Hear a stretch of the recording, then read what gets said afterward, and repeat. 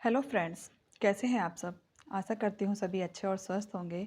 आज की जो मैं ये सच्ची कहानी लेकर आई हूँ, ये राजस्थान के करौली निवासी एक शख्स है मनीष, जो जिसकी यह कहानी है।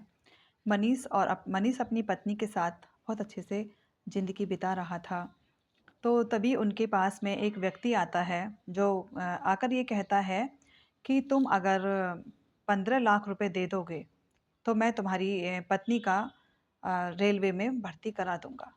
क्योंकि ये तो आप सभी जानते हैं कि आजकल कितनी मारा-मारी है काम की भी और ज़िम्मेदारियों की, पैसों की, क्योंकि व्यक्ति इतनी मेहनत करने के बाद भी अपने परिवार को नहीं चला पाता।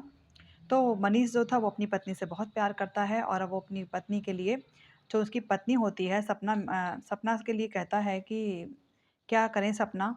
तो सपना कहती है कि दे दो ना, सिर्फ़ 15 लाख की ही तो बात है और कोई बात नहीं, 15 लाख रुपए तो एक झटके में आ जाएँगे। अगर मेरी नौकरी लग गई तो कुछ सालों में ही ये पूरे हो जाएँगे। और रेलवे की बात है तो रेलवे में अगर नौकरी लगना बहुत बड़ी बात है। तब उसका पति कहता है ठीक है, और उसके बाद में फिर वो ज़मीन की बात करता है गाँव में। गाँव के 2 4-6 लोगों से बात करता है कि क्या मैं ऐसा करूँ? तो सभी लोग कहते हैं कि हाँ, देख लो, तुम तो खेत किसान हो और अगर तुम्हारी बीवी पढ़ी-लिखी है, क्या पता इसकी नौकरी लग जाए। तो ज़्यादा पढ़ी हुई भी नहीं थी, लेकिन उससे फिर ये भी कहा जाता है व्यक्ति से कि तुम्हारी पत्नी की जगह पर एक डमी हम बिठाएँगे और वो डमी सारे काम कर देगी, तुम्हें कुछ नहीं करना, सिर्फ़ 15 लाख रुपए देकर तुम्हें जॉब मिल जाएगी, सारी फ़ॉर्मेलिटीज़ पूरी हो जाने के बाद में। अब उसका जो पति होता है, वो अपने घरवालों से भी बात करता है। घरवाले कहते हैं, "तुम दोनों एक-दूसरे से इतना प्यार करते हो, देख लो, भरोसा कर लो।" तो वो कहता है कि चलो कोई बात नहीं। वो कहती है उसे बड़े विश्वास के साथ, उसकी पत्नी, कि आप पूरा भरोसा रखिए और नौकरी लगने के बाद में जितनी भी ज़मीन आप बेचेंगे, मैं सारी ज़मीन पहले खरीदूँगी और उसके बाद ही उस पैसे को कहीं पर खर्च करूँगी। दोनों के बीच में काफ़ी अच्छे से वार्तालाप होती है। तो वो जो सामने वाला व्यक्ति ऑफ़र लेकर आया था जॉब का, क्योंकि उसने कई भर्तियाँ करा रखी थी, इसलिए उस पर भरोसा भी कर लिया जाता है। तो वो सबसे ऐसे ही 15 लाख 20 लाख रुपए लेता था और गवर्नमेंट में उनकी भर्ती करा देता था। अब उसके बाद में फिर वो कहता है कि ठीक है, और वो अपनी ज़मीन 15 लाख रुपए में बेच देता है। बेचने के बाद में वो उन्हें पैसे देता है और 10 लाख रुपए पहले देता है और 5 लाख रुपए नौकरी लगने के बाद में।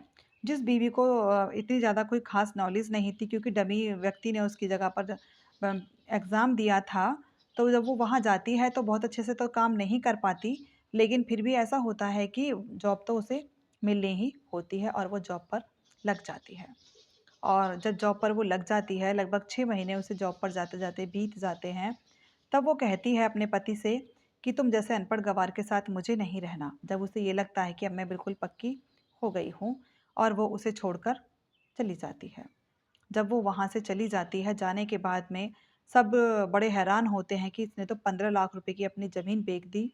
अब इसके पास में ज़मीन भी बहुत कम बची है और बीवी इसको ऐसे ठुकरा कर चली गई। तब फिर वो लड़का कहता है कि ठुकरा के मेरा प्यार मेरा इंतकाम देखेगी। इस गाने को वो गाता है जब वो उसे छोड़कर जा रही होती है कि ठुकरा के मेरा प्यार मेरा इंतकाम देखेगी। उसके बाद में फिर वो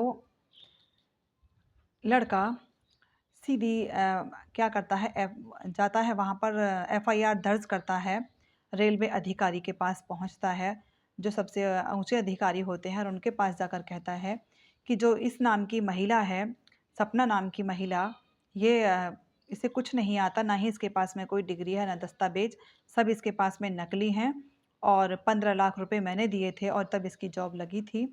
तब वो अधिकारी कहते हैं कि ऐसा पॉसिबल नहीं है और कैंडिडेट हम अपने पूरे जाँच पड़ताल के साथ ही रखते हैं। तब वो कहता है कि आप मेरी बात पर यकीन कीजिए और आप सारे दस्तावेज़ चेक कीजिए। तब फिर वो उससे कहते हैं कि तुम्हें ये रास्ता किसने दिखाया था कि पैसे देकर जॉब लग जाती है? तो वो बताता है कि उसी के एक रिश्तेदार हैं, अ, चेतन शर्मा, जिन्होंने रेलवे भर्ती परीक्षा के बारे में बताया था और उन्होंने ही मुझसे कहा था कि तुम्हारी पत्नी की जगह पर डमी हम बिठा देंगे और डमी व्यक्ति उसका पूरा पेपर देगा और उसकी जॉब मिल जाएगी।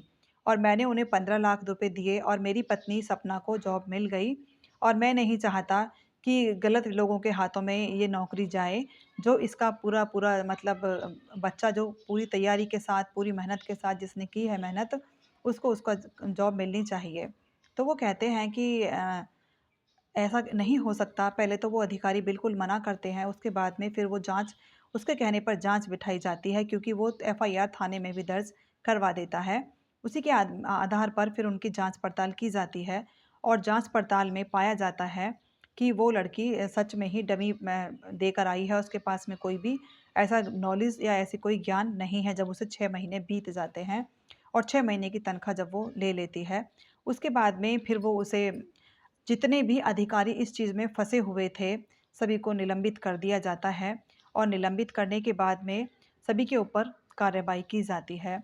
और इस तरह से फिर सपना की जॉब भी चली जाती है और सपना ने जितने भी पैसे 6 महीने में कमाए थे, वो उसको सारे वापस करने होते हैं विद इंटरेस्ट और उसकी जॉब चली जाती है। तो पैसा एक हँसते-खेलते परिवार के बीच में आ जाता है, वरना वो गाँव में दोनों हस्बैंड वाइफ अच्छे रह रहे थे और चेतन शर्मा जी ने जो उन्हें लालच दिया, उस लालच के चलते उन्होंने ऐसा कदम उठाने की सोची और वो दोनों कहीं के भी नहीं रहे। इधर सपना की जॉब चली जाती है और इधर जो लड़का होता है, वो भी अपना ज़मीन बेच देता है। तो दो-दो लोगों की दो-दो तरह से बर्बादी हो जाती है और पैसे वाले लोग जिनको पास पैसा जाता है, वो वहीं पर ख़त्म हो जाता है।